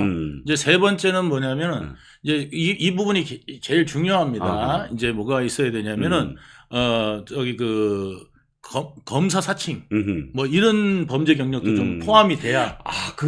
맞다. 네. 오늘 그러면 민주당의 예. 금배지를 받기에는 굉장히 잘못된 선택을 한 거야. 네, 그렇습니다. 민주당의 금배지를 받으려면 예. 딱 출두를 했을 때 이건 예. 다 정치 보복입니다. 네. 이건 다 제가 뭔 잘못을 한 게 아니라 이미 정해진 그런 이 툴에 제가 말려 들어갔을 뿐입니다. 내 차를 계획하고 있다가 술 먹기를 기다렸다가 네. 내가 운전대를 잡은 순간 네. 뒤따 받은 거다. 그렇죠. 그래서 그 운전기사는 네네. 일반적인 기사로 보기 어렵다. 어렵다. 그리고 제가 지금 모함에 빠진 겁니다. 네네. 이렇게 나와야 그렇지. 이게 민주당스러운 건데 그렇지. 면접에서 떨어져요. 면접에서 떨어지지. 예, 면접에서 떨어지지. 왜 이렇게 사과를 해? 나는 예. 이렇게 사과한 민주당 쪽 사람들을 본 적이 없어. 예. 김경수 봐요. 예. 그렇게 내가 만나러 갔어. 그래서 내가 시킨 거 아니야. 고개만 이렇게 살짝 이렇게 눈을 마주쳤을 뿐이야. 이 정도 뻔뻔함은 가져야 되지 않나요? 바다에 파도가 늘 치잖아요. 네네. 근데 이재명의 어법은 뭐냐면 네네. 너 어젯밤에 파도 치는 거 봤어? 소리만 들렸지. 밤에 깜깜한데 볼 수 있어? 어제 불빛 하나 없었는데 못 봤잖아. 어제 파도는 안 쳤어. 그냥 소리만 들렸을 뿐이야. 이렇게 이야기하는 거지. 예. 근데 개딸들이 믿는다는 거예요. 그래, 맞아. 어이, 안 보이면 파도가 없는 거지. 그렇지. 단지 소리 갖고 어떻게 파도라고 얘기할 수 소리는 있어? 들릴 수 있지. 그건 뭐 누가 녹음기 틀어놨을 수도 있지. 그럼. 예, 바다에 파도 안 칠 때도 있어. 맞아. 이런 게 바로 이제 이재명 어법이다. 그럼. 네네. 아니 태도도 잘못됐어. 생각해 보면 민주당스러우려면은 네. 떳떳하게 딱 이렇게 어깨 피고 네. 좀 말이지. 네. 대국민 선언 대국민 성명서 딱 발표하고 네. 당당하게 들어가서 예. 들어가자마자는 고개 숙이고 입 딱 닫고 있어야지. 맞아요. 예. 네. 그게 이제 민주당스럽고 네. 좀 더 많이 훈련을 받아야 될 것 같아요. 예. 그렇죠? 그리고 이제 여기서 이제 그걸 선언했어야 이제 출마 선언을 했어야 되는데. 맞다. 예. 맞다. 뭐 가까우면 지방선거라든지 멀면 네. 이제 뭐 총선이라든지 나는 이제 이 검찰의 이 극악무도한 이런 이건 이제 경찰이죠. 경찰이죠. 예, 어쨌든 경찰의 극악무도한 공작의 저는 희생자로서 제가 이 부분을 갖다가 제가 뜯어고쳐야겠다 이 마음을 먹었습니다. 네. 뭐 이렇게 나와야 되는데. 그럼 조국혁신당도 들어갈 수 있겠다. 거기도 굉장히 그런 자들이 많죠. 맞죠. 예. 뭐 얼마든지 들어갈 수 있습니다. 네. 그러니까 문다혜 씨, 지금까지 하던 대로 하지 왜? 지금까지 하던 대로 쭉 일관성 있게 해야지 왜 갑자기 무슨 회개하냐 이렇게 고개를 수그리고 그러면 정치권에서 받아줄 리가 있어요. 그러니까 문다혜는 이제 북한 가면은 당장 이런 말 듣습니다. 어떤 거요? 자본주의에 물이 들었다. 뭐 이런 말 이제 듣는 거죠. 네. 네. 그러니까 자본주의에 물 안 들으려면 이제 북한식으로 해야 돼요. 네. 그러니까 뒤집어 씌우기. 네. 예, 지들이 맨날 우리한테 무인기 보내고 그러다가 예. 들어요. 네네. 그러니까 이 사진을 찍을 수 있는 정도로 이렇게 적외선 카메라 같은 낮춰가지고 거? 그 적외선도 안 돼요. 그렇군요. 네. 그럼 그 사진 어떻게 찍었지? 그러니까요. 나는 이해가 안 가요. 나는 준비됐다. 준비된 사진이다. 왜냐면 이걸 가지고 예. 남풍몰이죠. 네네. 남풍몰이를 하려고 그런 거다. 왜? 아하. 이게 요즘에 네. 이제 북한에서 제일 심각하게 보고 있는 게 네. 이게 그거잖아요. 네. 충성심이 없어요. 네. 그러니까 김일성하고 네. 김정은 때까지는 좀 충성심이 있었는데 그나마 네. 이제 김정은 때부터 충성심이 없어지고 네. 젊은 애들이 특히 이제 뭐냐면 네. 이게 없어졌어요. 네. 그러면 이제 독재를 하려 이게 그 유지를 해야 되는데 네네. 자꾸 이제 뭐냐면 이게 그 바깥에 네. 문물이 들어오니까 네네. 이거 안 되겠다. 네. 이래가지고 이제 뭐냐면 네. 독재를 하기 위해서는 음흠. 상대방이 적이 필요하잖아요. 네네. 그러니까 이제 자꾸 남한에서 뭐 주는 걸 별로 좋아하지 않아요. 그렇군요. 그러면서 뭐냐면 이제 그 남조선을 음흠. 갖다가 완전히 그 적으로 네. 만들고 그 적을 타도하기 위해서 네. 나의 독재를 더 강화해야 돼. 아, 그렇군요. 우리 국력을 더 가까이해야 돼. 그렇군요. 그다음에 우리가 단합해야 돼. 그렇군요. 이런 거를 만들어내는 거고 연출하는 거죠. 그렇군요. 그래서 그 연출 재료로 네. 저는 이제 쓰기 위해서 네. 예, 기획됐다. 네. 저는 이렇게 생각합니다. 그렇습니다. 왜 우리가 북한 얘기만 나면 이렇게 버퍼가 심한지. 네. 뭐 그것도 음모론인가요? 어찌됐든 버퍼가 좀 네. 심한데, 혹시 너무 심하시면 나왔다 다시 들어오시면 됩니다. 버퍼 계신 분들, 있으신 분들이 지금 뭐가 있냐면요. 네네. 그 프로그램을 그 핸드폰 너무 많이 틀어놓으면요. 네. 예, 버퍼 생길 수 있습니다. 아. 그래서 그 다른 프로그램을 좀 더 이렇게 지우시고, 네. 예, 유튜브에 들어오시면, 네. 예, 괜찮을 것 같습니다. 네. 에스더님이 아주 날카로운 지적을 해주셨어요. 에스더님이 뭐라고 하셨냐면, 풀메를 했더라, 풀 메이크업. 문다혜. 사실 문다혜가 공식적으로 이런, 방송국의 카메라에 노출된 건 거의 이번이 처음이거든요. 네. 왜냐면 지난번에는 물론 선거 유세, 아버지의 선거 유세를 돕는다고 그때 유세 현장에서 무대 위에 올라간 건 있었어요. 하지만 그 이후에, 따로 혼자서 이렇게, 언론사의 방송 카메라 세례를 받은 게 거의 처음인 것 같은데 풀 메이크업을 했더라. 아, 여성은 확실히 그런 게 날카로워. 여성은 여성의 그 메이크업에 대해서 딱 보이고 또 다이어트 한 것 같더라. 제가 보더라도 얼굴선이 이렇게 싹 이렇게 좀 뭐랄까요. 이렇게 딱 잘라졌어요. 그 턱선이 없어졌어. 그러니까 보다 더 반성하는 느낌을 주기 위해서 이런 거 아니냐. 뭐 이런 날카로운 또 지적을 해주셨습니다. 자, 아까 문다혜가 정치의 꿈이 있다면 사실은 좀 일관성 있게 오늘같이 반성하지 말고 고개를 쳐들어야 된다라는 말씀까지 드렸고요. 지금 많은 그 법조계에 있는 사람들이 원래 또 만주 변호사시니까 잘 아시잖아요. 법에 대해서. 네. 이번 좀 음주운전에서 가장 중요한 주인공은 캐스퍼였다. 라고 하더라고요. 네. 캐스퍼가 정말 주인공이었다. 왜? 경제 공동체를 입증해주는 가장 큰 거다. 가장 큰 핵심 고리다. 즉, 왜 경제 공동체냐 아니냐, 뇌물죄냐 아니냐가 이 문다혜가 그러니까 이 문씨 일가로부터 독립된 어떤 그런 경제 가구로서의 그 역할을 했느냐에 대한 문제인데 보니까 뭔가 자동차까지 다 함께 공유하는 사이였더라. 자기가 스스로 독립해서 무엇인가 가구를 챙기는 어떤 흔적이 하나도 없더라. 그래서 이건 서창호의 타이스타젯은 뇌물이다. 이렇게 연결될 수 있는 고리라고 하더라고요. 네. 캐스퍼가 원래 유령 아닌가? 꼬마 유령 캐스퍼. 네. 캐스퍼가 아무튼 근데 제가 볼 때는 뭐 네. 다이어트보다는 마사지를 좀 받은 것 같다. 그 욕 마사지 있죠? 용? 욕.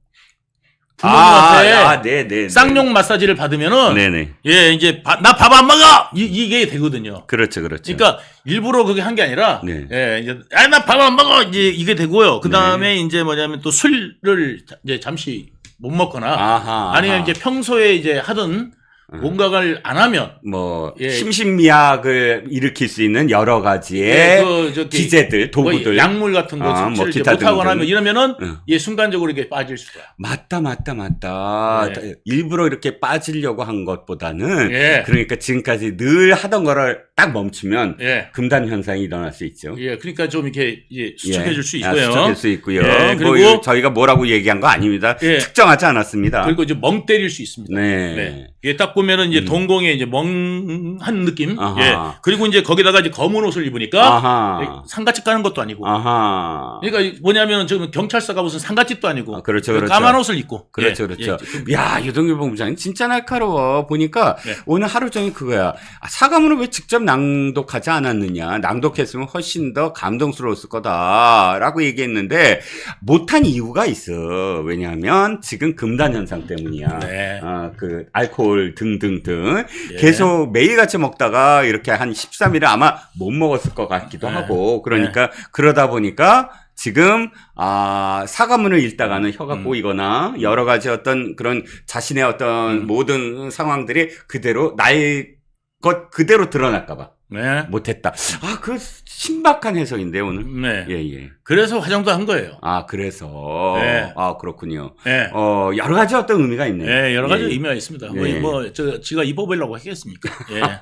또 한 가지 생각이 이거야. 지금 문다혜가 하는 모든 것들이 다 부동산 임대업이더라고요. 이 사람은 예. 그 구기동 빌라를 팔고 그 다음에 양평동에 다가구 주택을 사고 그것도 뭐 내놓고 저기 임대 수입으로 한 몇 개월 받았다고 하고 그것도 또 한 2억 남기고 또 팔고 그 다음에 별장이 아닌 뭐 임대 사업이라며 아주 윤건영이 떳떳하게 임대 사업자로 이게 찍어주더라고요. 그래 임대 사업이라고 쳐봐. 그러면 와, 이 사람은 임대 사업을 계속 한 거예요. 2016년도부터. 근데 딱 떠오르는 게 있어. 2018년도에 문재인이 부동산 임대 사업자들은 등록만 하면은 다가구 그 주택 폭탄에서 제외시켜드리겠습니다. 딱 그러거든요. 네. 그것까지 연관이 돼. 나는 내 머릿속에는 딸 부동산 임대업 하니까 그 딸 부동산 임대업 도와주려고 부동산 임대업자들만 예외로 해준다. 나는 이종근 우리 평론가님이 굉장히 좀 순진하시다는 생각이. 저 순진하죠. 순수하고 순진해요. 네, 순수하고 순진하시다는 생각인데. 네네. 문재인을 너무 얕보십니다. 얕보는구나. 네. 그럼 정확하게. 스케일이 그 정도 아니에요. 더 커야. 더 컸어. 예, 그거는 이제 짜잘하게 보이려고 그러는 거고. 예, 그런 거 이렇게 짜잘하지 않아요. 작은 도둑이. 아이, 태양광이 있는데. 태양. 아이, 참. 태양광이. 그럼. 전국에 얼마나 깔렸는데, 우리나라 땅덩이 그럼. 좁은데. 그럼. 아니, 근데 나도 소심하게 보이는 게 서창호 말이에요. 네. 게임회사 취직시켜주려면 넥슨 보내고 항공사 취직시켜주려면 대한항공 보내야지. 티나잖아요. 아이, 참 순진하게 진짜. 스케일이 커야 된대. 스케일이 크대. 태양처럼. 그게 아니라 이 딴 데 이걸 많이 이게 빨대를 꽂아놨는데 굳이 뭐 그런 것까지 짜잘하게 신경을 쓰냐고 그냥 안 보이는데 조용한 데 가 있으면 되지. 그렇구나. 내 참나 진짜. 감옥을 갔다 오셔야 돼, 이래가지고. 그렇죠. 제가 아직 순진순수합니다. 이게 크게 놀질 못해. 내 한계예요, 제 한계. 이게 빨대가 한두 개가 아니에요. 이게 그렇구나. 이렇게 빨아먹을 수 있는데. 그렇군요. 김혜경 법카와 관련된, 그런, 지금 재판. 아주 흥미롭게 진행이 됐어요. 저도 그 재판 판사들을 보니까 와, 대단하다. 이렇게 검사가 제대로 수사 못한 부분까지 직권으로 이렇게 자료를 다 달라고 해서 그러니까요. 이렇게 빈틈을 전부 다 메워가면서 다 찾았고 이제 하니까 뭐냐면 또 이제 신문을 하는데 네네. 배소인이 나왔어요. 네네. 배소인이 나가가지고 뭐라 그랬냐면 네. 그 당시에 네. 김혜경이 이게 불법인지 알았어요, 몰랐어요, 알았어요, 어땠어요? 그랬더니 알고 있었습니다. 이렇게까지 했잖아. 그러게요. 그게 무슨 의미입니까? 최승원이 감사합니다. 아니, 지금 재판부가 판사가 한 서너 번을 계속 물었대요. 그러니까 배선이가 억지로 나왔잖아요. 그때 왜 과태료 200만 원 무니까. 근데 나와갖고 그 당시에 바로 김혜경이 이 상황을 위법하다고 인지했느냐 안 했느냐 이걸 물어봤잖아요. 근데 위법하다고 알았을 거다라고 얘기했어요.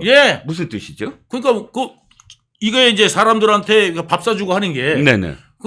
이게 원래 선거법에 정통한 거 아니 정통하지 않냐? 그렇죠. 성남시장 부인이었고, 성남시장 부인이었고 이게 몇 번을 했는데 이거는 다 위법이라는 걸 뻔히 알았을 것 같은데 너 어떻게 생각하냐? 그랬더니 위법인지 알았을 겁니다. 이렇게 했단 말이에요. 그러니까 배소연이가 이제 실수한 거죠. 배소연은 이런 생각 아니었을까요? 위법한 걸 알았으므로 자기 밥 내고 갔다. 그런데 그렇게 아닌 거죠. 위법한 걸 알면서도 했다.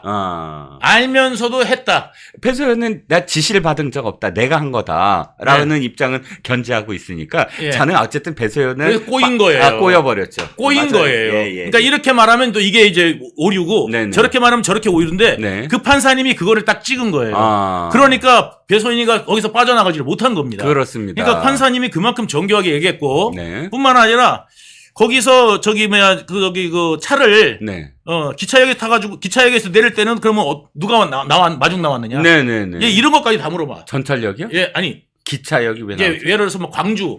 네. 예, 내려갔을 때 광주 내려가면은 네. 광주 내려갔어. 그럼 광주 내려가면 거기에서 그러면 택시 타요? 네. 아니면 뭐면 사람들이 나온다. 네. 그럼 그 사람하고 어떻게 연락해요? 네. 예, 이런 거를 다 물어보는 거죠. 네네. 예, 그러니까 빠져나가지 못해요. 그렇습니다. 예, 나중에 이번에 판사님 제대로 만났어요. 그렇죠. 예. 맞습니다. 그래서 뭐 그래서 그런데 한 가지. 응. 죄송해요. 응. 한 가지 생각이 난 게 네. 있어요. 배소연한테 그렇게 계속 물으니까 배소연이 위법한 거 알고 있다라고 대답을 하잖아요. 응. 근데 채널A인가에서 그 대목에서 응. 김혜경이 갑자기 약간의 눈물을 훔치는 그런 포즈를 취하더라. 연기 인지인지 모르지만 김혜경이 왜 눈물을 훔쳤냐? 자, 김혜경이는요. 예. 그 형님 있잖아요. 그러니까 말하자면 그 동서. 네네.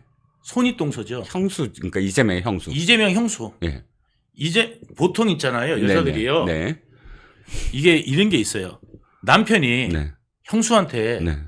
아무리 형수가 잘못됐다 치자고요. 네네. 형수한테 이거 예. 안 한다고요. 그렇죠. 이렇게 욕을 하잖아요. 네. 그런데 옆에서 깔깔깔깔깔 웃어요. 네. 네네. 저 김혜경이 말이죠. 예. 예. 그러니까 뭐냐면 정말 둘이 부창부수다. 네네. 그러니까 남편이 그러면은 네. 여보 지금 뭐 하는 거야? 네네네. 아니 아무리 그렇다고 그러듯이 어떻게 그런 형님한테. 욕을 해? 아니 형님을 떠나서 예. 그런 욕을 하면 어떻게 형님을 떠나서 그렇죠. 그러면서 사람이 왜 그래? 네네. 이렇게 말하는 게 보통 사람이에요. 상식적이죠. 상식적인 사람이에요. 네네. 그죠? 네. 그리고 그러면서도 자기도 존중받는 거거든. 네네. 그래서 남편한테 뭐를 가르쳐요? 사람을 존중하는 걸 가르쳐 주는 거거든. 그렇습니다. 어디 가서 실수하지 말라고. 그렇죠. 그런데 옆에서 막 형수한테 그러고 있으니까 웃는 소리가 들린다. 그렇군요. 그때 그러니까 이재명이 녹취록이 여러 개예요. 네네. 여러 개인데 형한테 형 안 바꿔준다고 네네. 쌍욕한 것도 있지만 네네. 다른 것도 있어요. 네. 그러니까 그때 그 형 안 바꿔준다고 쌍욕했을 때 그 욕은 왜 했냐 그러니까 엄마가 형한테 두드려 맞아서 전치 4주가 나와가지고 네. 내가 화가 나가지고 전화했는데 네. 그래가지고 제가 홧김에 그렇게 됐다. 네. 이렇게 이야기가 했어요. 그렇죠. 그래서 그 엄마를 두드려 팼으면은 진짜 그럴 만도 할겠는데라고 이제 인식을 했는데 네네. 녹취록이 여러 개가 있는 거야. 그 전에 이미 한 거야. 예, 그 전부터 뭐냐면 예. 상습적으로 네. 형수한테 쌍욕을 했던 거예요. 새벽 4시에 전화 와서. 예, 그냥 뭐 해갖고 헤이 이렇게 욕을 하더라고요. 그렇죠. 예. 그러니까 이 사람이 변명하고 거짓말로 변명하는 게 한두 개가 아니고 그렇죠. 그냥 그 시대만 모면하려고 그러는데 그렇죠. 나중에 찾아보면 전부 다 거짓말이야. 그렇군요. 전부 다 거짓말이야. 그렇군요. 그러니까 우리나라에서 만우절은 365일로 지정해야 되고 그렇죠. 이재명을 커버하려면 네. 만우절을 365일을 만우절로 지정하고 네. 예, 그리고 난 다음에 우리나라의 모든 죄를 네. 다 전부 다 형사소송법을 없애야 돼. 네, 그렇습니다. 예, 형사소송법을 없애야 돼. 맞습니다. 그러니까 이런 나라가 지금 될 수밖에 없는 게 예, 이재명 방탄하는 일이다. 네. 예, 지금 그런 겁니다. 지금.